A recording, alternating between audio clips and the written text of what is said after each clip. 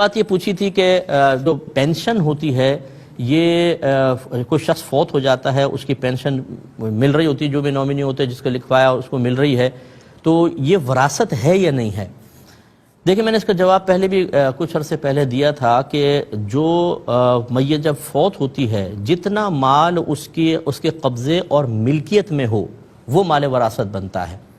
قبضے اور ملکیت، دیکھیں بعض اوقات قبضے میں ہوتا ہے جیسے اکاؤنٹ میں ہے، گھر میں رکھا ہوا ہے، بعض اوقات ملکیت ثابت ہوتی ہے، قبضہ نہیں ہوتا جیسے کسی کو ادھار دیا ہوا ہے اور سامنے والا اقرار کر رہا ہے کہ ہاں مجھے قرضہ دیا ہے، یہ مال وراثت ہے۔ لیکن جو ایسا کوئی بھی مال جو اس کی ملکیت میں نہیں تھا لیکن وفات کے بعد اس کو حاصل ہوتا ہے، یہ مال وراثت نہیں ہے، یہ اسی کو ملے گا جس کو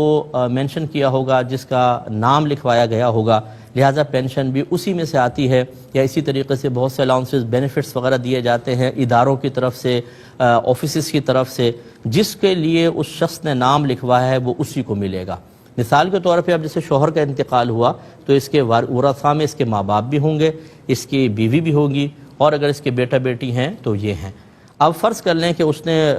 پینشن میں بیوی کا نام لکھوایا ہے تو اس میں ماں باپ کا حصہ نہیں ہوگا، اس میں بچوں کا حصہ نہیں ہوگا بطور وراثت، یہ خالصتاً بیوی کا ہوگا۔ اس میں بہت زیادہ جھگڑے ہوتے ہیں، اس میں تھوڑی سی احتیاط کرنی چاہیے۔